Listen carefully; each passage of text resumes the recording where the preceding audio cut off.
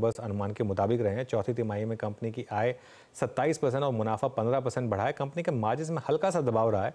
इस पर बातचीत करने के लिए हमारे साथ कंपनी के CEO and MD doctor Pravir Sinha जुड़ गए हैं। Pravir sir, good morning. हमारे साथ जुड़ने के लिए बहुत बहुत शुक्रिया।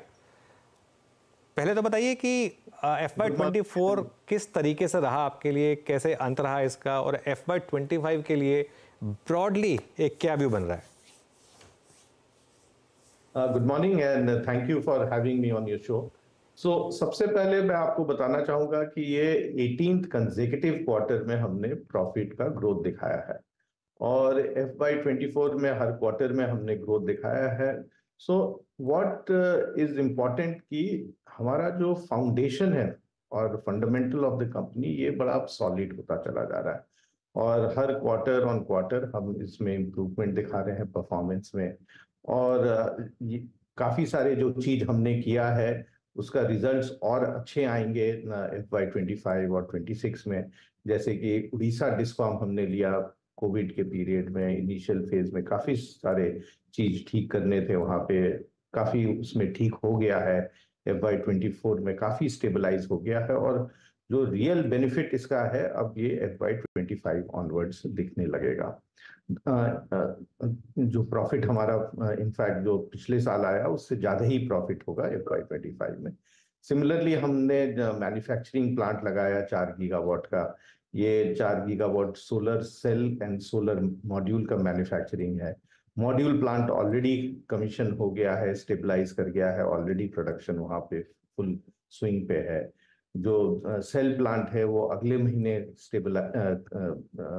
कमीशन हो जाएगा और स्टेबलाइज होगा अगले 2-3 महीने में। तो मैं उम्मीद करता हूं कि FY25 में जो हमने जो पिछले साल जो इनिशिएटिव्स लिए उसके अच्छे नतीजे देखने को आएंगे FY25 में। इसके साथ साथ हमने काफी सारे रिन्यूएबल प्रोजेक्ट्स जीते हैं। उस पे आप देखिएगा कि काफी उसमें जो मैं उसी पर आ रहा था, एक्चुअली मैं उसी पर आ रहा था क्योंकि और ये काफ़ी इंपॉर्टेंट है क्योंकि हम देश में एक फेज़ आया था जिसमें पावर कंपनियों ने इन्वेस्ट करना बंद कर दिया था क्योंकि पावर एक ल्यूक्रेटिव बिजनेस रहा नहीं था। अब कंपनियां क्लियरली काफ़ी इन्वेस्ट कर रहे हैं। आपका खुद का 60,000 करोड़ का कैपेक्स प्लान है अगले 3 साल में, तो उसमें से कितना रिन्यूएबल्स पर रहेगा, कितना सोलर पर रहेगा, कितना ट्रेडिशनल पावर पर रहेगा? तो मैं आपको बताना चाहता हूं कि पिछले साल हमने 12,000 करोड़ खर्चा किया है। पिछले 4 साल में हमने करीब 40,000 करोड़ इन्वेस्टमेंट किया है अपने डिफरेंट बिजनेसेस में। इस साल हमारा प्लान है FY25 में कि हम 20,000 करोड़ करेंगे खर्चा और उसमें नियरली 50% जो है हमारा रिन्यूएबल बिजनेस में जाएगा, जो हम न्यू यूटिलिटी स्केल और ग्रुप कैप्टिव प्रोजेक्ट्स लगाएंगे। इसके अलावा हमारा जो डिस्ट्रीब्यूशन बिजनेस है उसमें काफी पैसा हम लगा रहे हैं, जो हमारा उड़ीसा डिस्कॉम है या दिल्ली और मुंबई में, क्योंकि ये नेटवर्क को इम्प्रूव करना होता है और ये सब रेगुलेटेड है। तो जो हम डिस्ट्रीब्यूशन बिजनेस करते हैं सब पे हमें 16% रिटर्न मिलता है। सिमिलरली हमारा जो जनरेशन बिजनेस है उसमें भी हम काफी इन्वेस्टमेंट कर रहे हैं, स्पेशली इन टर्म्स ऑफ जो पंप्ड हाइड्रो प्रोजेक्ट है वो हमारा काम शुरू हो जाएगा इस साल। इसके अलावा हम FGD लगा रहे हैं अपने सारे प्लांट्स में, तो उस पर भी हमको रिटर्न मिलेगा। ट्रांसमिशन में हमने 2 नए एसेट्स इस साल जीते, 2 पिछले साल जीते थे। जो पिछले साल जीते थे वो इस साल कंप्लीट हो जाएंगे, इनका रिटर्न्स आना शुरू होगा। सिमिलरली जो 2 इस साल जीते हैं वो अगले साल कंप्लीट होगा, तो उसका FY26 में इम्पैक्ट आएगा। So I think what is important is कि हमारे फंडामेंटल्स बहुत अच्छे हैं, बहुत अच्छा इनिशिएटिव्स एंड जो कैपेक्स प्लान्स हमारे हैं, they will all add to the returns of the company going forward. जी प्रवीर जी, एक और बात है जो महत्वपूर्ण घटना हुई है, RBI का circular pertaining I think provisioning for renewable projects. इसका क्या इम्पैक्ट दिखते हैं? आई मीन बहुत इम्पैक्ट होगा इसका, कैपेसिटी एडिशंस पे इम्पैक्ट होगा, इसका स्पेंड्स पे, टैरिफ्स पे इम्पैक्ट होगा। इसका आकलन आपका अब तक क्या कह रहा है? अभी ये सिर्फ कंसल्टेशन पेपर है, इस पे कमेंट्स देने हैं और डिस्कशन होना है, तो अभी थोड़ा प्रीमेच्योर है इस पे कमेंट करना कि क्या इम्पैक्ट होगा, बिकॉज अल्टीमेटली क्या आएगा तो उस पे ही निर्भर करता है कि क्या इम्पैक्ट होगा। तो थोड़ा हम लोग वेट कर लेते हैं, let the final paper be और the policy guideline be issued, and that will be the right time to discuss about and examine the impact of this. Okay, your point taken sir. एक और staff paper जो आया था जिसमें feedback मांगा है, imposing I think caps on variable cost sir, इसका impact क्या देखते हैं आप? दूसरी बात, क्या आपके पास अतिरिक्त बिजली होगी जो कि आप ओपन मार्केट में सेल कर पाएँ? एग्जैक्टली इसका इम्पैक्ट थोड़ा सा समझा पाएंगे आप हमें?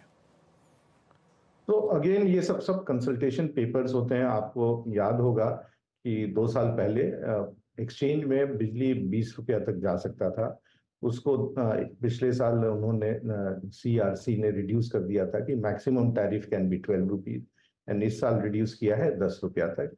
सो एक बैलेंसिंग एक्ट किया जा रहा है कि यदि आप मर्चेंट पावर है और एक्सचेंज में बेच रहे हैं, तो आपका जो एवरेज कॉस्ट ऑफ जनरेशन है उससे ज्यादा होना चाहिए, अदरवाइज आप एक्सचेंज में नहीं बेचिएगा। तो this has to be both incentivising generators as also ensuring that there is some moderation in the type of tariff that is paid. तो I think थोड़ा बैलेंसिंग किया जा रहा है, एंड मैं उम्मीद करता हूँ कि this will take into consideration the concerns and comments of all the stakeholders who are involved in this. अच्छा, एक आखिरी सवाल मेरी तरफ से। इस समय काफ़ी गर्मी पड़ रही है देश में और ये माना जा रहा है कि पावर की डिमांड बहुत स्ट्रॉन्ग रहने वाली है। क्या फिर भी सही रीजनेबल रेट पर कंट्री में पावर फुल्ली अवेलेबल होगी? आप देखिए पिछले 4 सालों में the demand has increase by nearly 40%, और कोविड के पहले हम पीक 180 होता था, पिछले साल पीक 240 चला गया। इस साल already in the month of April the peak went to 224। इसी तरह energy consumption has gone up, जो 1.1 ट्रिलियन यूनिट्स होते थे 1.4 to 1.5 आ गया है, और पिछले 2 महीनों में देखे हैं कि ये 10% ग्रोथ दिखाया है compare to last year same time.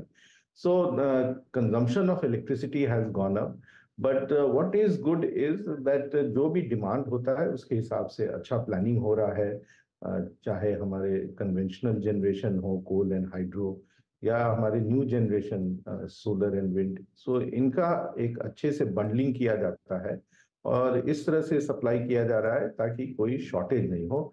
I am not aware of any such shortage in the country, and I think all the generating companies and the transmission distribution companies have been doing exceedingly well under very difficult conditions. और जिस तरह से capacity ads requirement है, जिस तरह से growth है, तो एक बहुत ही अच्छा अपॉर्चुनिटी है पावर कंपनीज के लिए, चाहे वो जनरेशन में हो या ट्रांसमिशन डिस्ट्रीब्यूशन में, कि वो बेहतर से बेहतर इन्वेस्टमेंट करें एंड उसका बेहतर रिटर्न्स उनको मिल पाए। तो I think it's a very growing sector, and power sector is the sector where huge amount of investment will come in next 10 years.